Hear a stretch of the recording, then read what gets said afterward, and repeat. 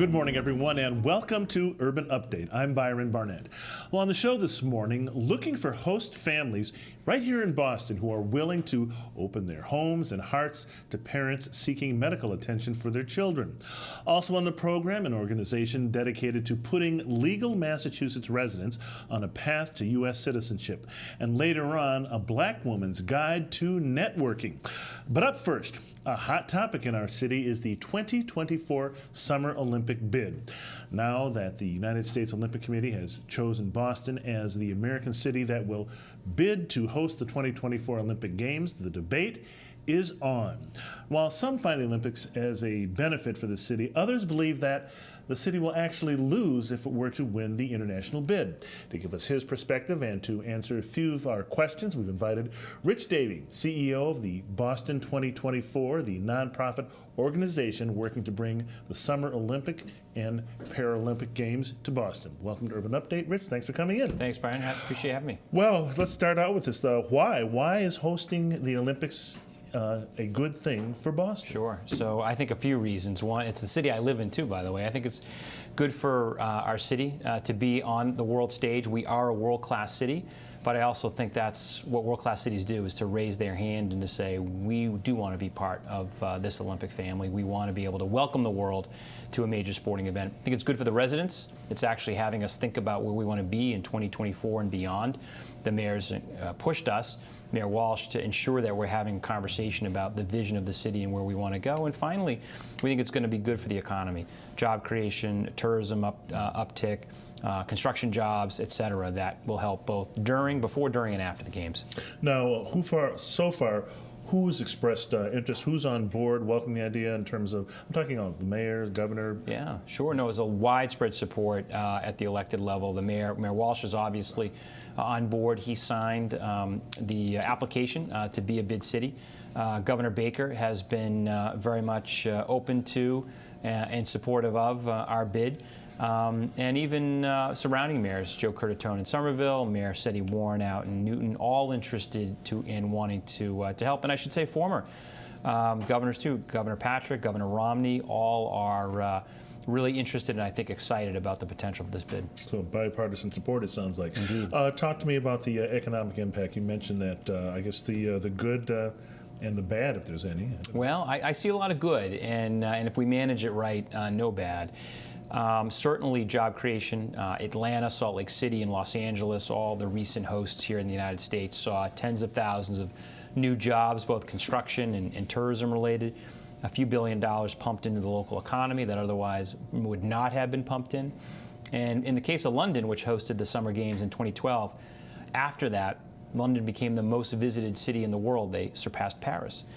So they've seen a great bump in tourism. We think those are the kinds of things that will happen for Boston when we host the games in 2024. You said you need something like 50,000 hotel rooms that are going to be filled up just from the Olympics? That's right. It's a pretty big event. You have about 14,000 athletes, both Olympians and Paralympians, that would be in the city. Hundreds of thousands of visitors, not unlike the Boston Marathon in terms of the size and scope, obviously over a longer period of time. So we have the infrastructure to do that in terms of hotel rooms. And we have the transportation infrastructure to do that too. What about the opposition? Where's your opposition coming from, and how are you addressing those concerns? Yeah, I would describe the opposition as folks who have questions, and we haven't done a good enough job explaining our case. We've started a public process. We've held 4 public meetings to date. We're going to hold about another 30 across Massachusetts, and I would encourage viewers, if they want to participate, to attend an event in Boston or otherwise. You can check our website at 2024boston.org. And I think there are other folks who see where some of the failures were around the world in terms of size and scope, but we have a very modest economic bid. It's a walkable bid, so we want people to stay within the city limits and walk and take public transit. We're not proposing the so-called white elephants, these large venues that then sit fallow after the Olympics. We want to reuse things like the TD Garden and Foxborough Stadium and our colleges and universities too. So we feel like we have a very good plan, a very good bid to go forward. You know, there have been, you mentioned the white elephant problem. Like, how do you have a big event like this, a colossal event like this, and you have to build buildings and things and not just waste them. Well, first you look at what you can reuse and what you can use that's here today. So the convention center would host several events. The TD Garden, as I mentioned, would hold several events. Agganis Arena at BU, a number of the facilities that already are here today. The two venues we have to build are an Olympic Stadium, which is proposed to be a temporary stadium, and then an athlete village. And we're proposing to build that near UMass Boston. The reuse would be for potentially student dorms at UMass and for workforce housing or low-income housing after the games. Where does the money come from? So in a couple places. For the operation of the games, it's from corporate sponsorships and significant TV rights from actually NBC is the broadcaster, among others. That is would be paid for the operating budget. For the capital, if you will, the stadium and the UMass Village, we would look for private developers who would then reuse the developments after the games. Very quickly, I guess, what about a referendum? Some talk about that. Do you think voters should be, have a say in this? Well, voters have. I mean, they elected Mayor Walsh, who's very supportive. And, the voters have a right to a referendum. There's no doubt about that. I think that's a bit challenging because a referendum is a yes or no question.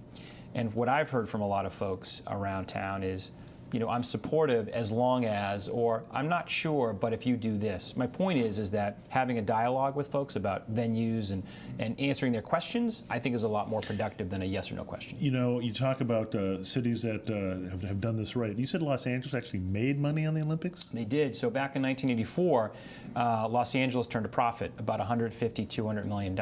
And Byron, what they did with that money was set up a foundation that has, for the last 31 years, has provided over $250 million in money for youth sports and education programs around the Los Angeles area. That's something we're thinking about and would endeavor to achieve here. I was going to say, in addition to the economic impact, what are local residents, what would they get out of this?